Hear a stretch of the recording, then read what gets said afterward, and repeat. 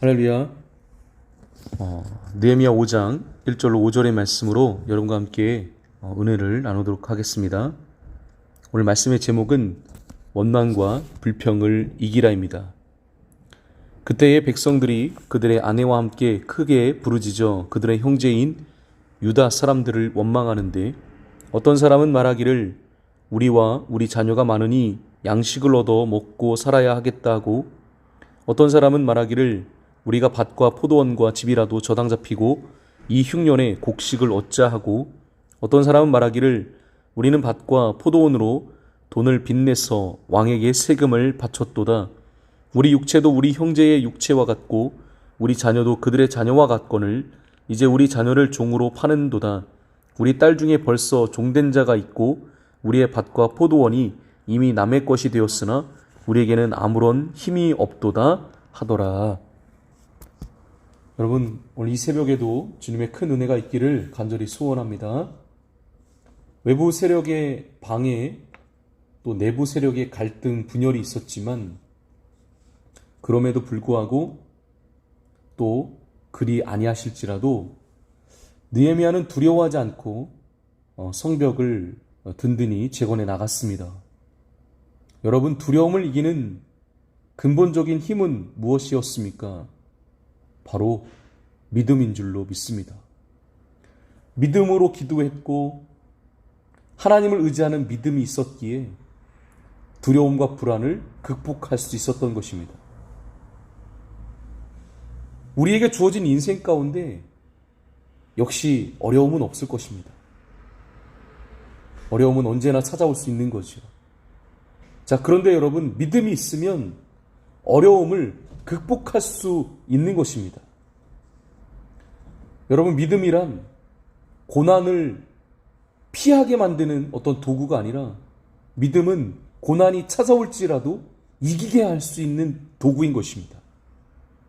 세상을 이기는 승리는 이것이니 곧 우리의 믿음이니라. 여러분, 믿음으로 승리하는 여러분들 되시기를 주님의 이름으로 축복합니다. 제가 생각해 볼 때 오히려 믿음이 없을 때 현실의 무게감이 더 크게 느껴지는 것 같아요. 여러분, 고난과 핍박, 두려움과 불안을 이길 수 있는 방법은 믿음뿐인 줄 믿으시길 바라겠습니다. 느헤미야가 힘들어질 때 그는 꼭 믿음의 기도를 주님 앞에 드렸어요. 하나님은 우리에게 이 세상이 감당하지 못할 무기를 주셨는데 그것이 바로 믿음의 기도인 줄로 믿습니다.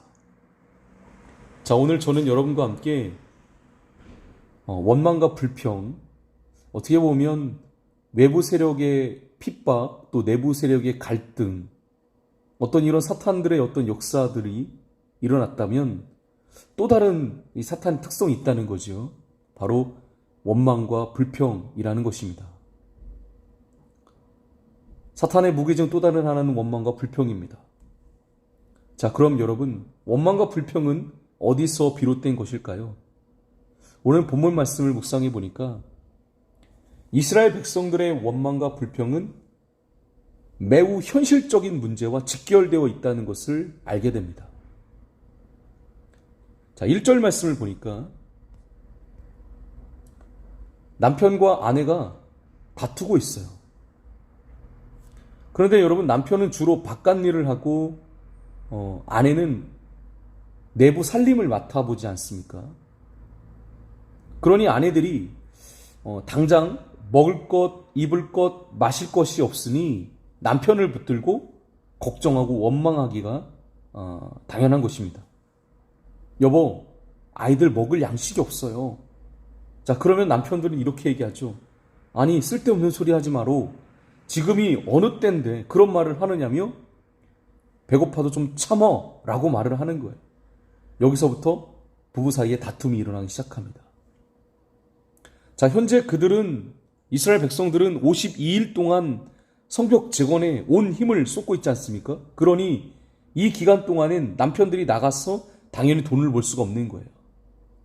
그렇다고 양식이 하늘에서 지금 뚝 떨어지는 것도 아니니 아내들이 안달이 날 수밖에 없는 상황입니다. 우리는 이거를 생활고라고 얘기를 하잖아요. 어려운 생활고를 겪다 보니 또 어떤 일이 발생하는지 한번 보세요. 포도원도 집도 저당 잡힌 그런 상황입니다. 고리대금이 연속되고 있어요. 그 이자, 빌린 돈에 대한 이자를 갚지 못하니 악순환이 이루어지고 있는 것입니다. 또 그런 어려운 가운데도 왕에게 세금을 바쳐야만 했습니다. 빚을 내어 세금을 내는 거예요. 빚을 낳는 그런 상황이 이어지고 있는 것입니다. 이로 인하여 더 가슴 아픈 일은 자녀를 종으로 파는 일까지 발생하게 됐어요. 자, 성벽을 재건하는 일이 녹록지가 않습니다. 믿음으로 나아가는 길이 쉽지가 않은 것입니다. 현실의 문제에 봉착하자 이 문제가 더욱 악화되자 백성들의 원망과 불만이 터져나오기 시작합니다. 여러분, 제가 오늘 본문의 말씀을 묵상하며 깨닫는 것은 이 어려운 현실의 문제에 봉착했을 때 반드시 믿음과 결부하여 원망과 불평이 일어날 수밖에 없구나 라는 것을 깨닫습니다. 그러나 우리는 기억해야 될 것입니다. 사탄의 특성은 원망과 불평을 만드는 것인데 반드시 현실의 문제와 삶의 문제를 걸고 넘어진다는 것입니다. 그래서 원망과 불평을 쏟아내게 한다는 사실을 우리는 기억해야 할 것입니다. 우리는 출애굽을 한 이스라엘 백성들의 모습을 잘 알고 있잖아요. 가나안 땅으로 가는 도중 수시로 원망과 불평을 반복했음을 우리는 알고 있어요. 결국 그 원망과 불평으로 인하여 광야 40년이라는 그런 사슬이 되어버리고 만 것입니다. 여러분, 우리는 원망과 불평의 사슬을 믿음으로 말미암아 끊어내야 될 것입니다. 무거운 삶의 문제가 지금 여러분을 짓누르고 있습니까? 더 나아가 삶의 문제로 인하여 두렵고 불안하십니까? 그러나 여러분, 그때는 원망과 불평을 쏟아낼 때가 아니라 바로 믿음으로 기도해야 될 때임을 여러분 믿으시길 바랍니다. 어쩌면 우리 가운데도, 우리 수망우리교 성도님들 가운데도 하나님이 내가 원치 않는 방향으로 뱅뱅 돌리고 있는 민들이 있을지도 몰라요. 왜 하나님이 나를 항상 원점으로 돌려보내실까? 나름 열심히 한다고 했는데 앞이 보이지 않고 되는 일이 없을까? 이렇게 고민하고 갈등하는 분들이 있을지 몰라요. 여러분, 우리가 다 알 수는 없어요. 하나님이 어떤 주권 아래 있기 때문에 우리가 그 이유를 명확하게 알 수가 없지만 우리가 알 수 있는 것 몇 가지는, 그 중에 하나는 하나님을 향한 믿음과 신뢰가 내 마음 가운데 있지 않고 내 마음의 그 자리에 원망과 불평으로 가득하기 때문일 것입니다. 자, 그럼 원망과 불평으로 가득할 때 우리는 어떻게 해결할 수 있을까요? 저는 그 답을 이사야 43장 18절로 19절의 말씀에서 그 답을 말씀드리고 싶어요. 물론 오늘 본문에서는 느헤미야의 탁월한 리더십으로 인하여 그런 원망과 불평을 잘 이겨냈어요. 자, 그러나 저는 이사야 43장을 통해서 여러분에게 그 답을 제시하고 싶습니다. 너희는 이전 일을 기억하지 말며 옛날 일을 생각하지 말라. 보라, 내가 새 일을 행하리니 이제 나타낼 것이라. 너희가 그것을 알지 못하겠느냐? 반드시 내가 광야의 길을, 사막의 강을 내리라.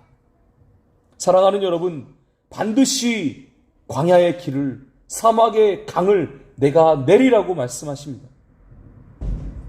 어둠 가운데, 또 어둠의 영이 창궐한 이 시대에 예수님께서 인간의 옷을 입고 이 땅 가운데 빛으로, 또 죽을 수밖에 없는 우리에게 영원한 생명으로 오신 줄로 믿습니다. 여러분, 이 사실을 믿고 믿음 없는 자가 되지 말고 믿음 있는 자가 되실 수 있기를 바라겠습니다. 어렵지요. 고통스럽지요. 현실의 문제가 녹록지 않지요. 그러나 그럼에도 불구하고 그리 아니하실지라도 주님이 나와 함께 하심을 믿고 오늘도 승리하는 여러분들 되시기를 주님의 이름으로 축원합니다. 축원합니다.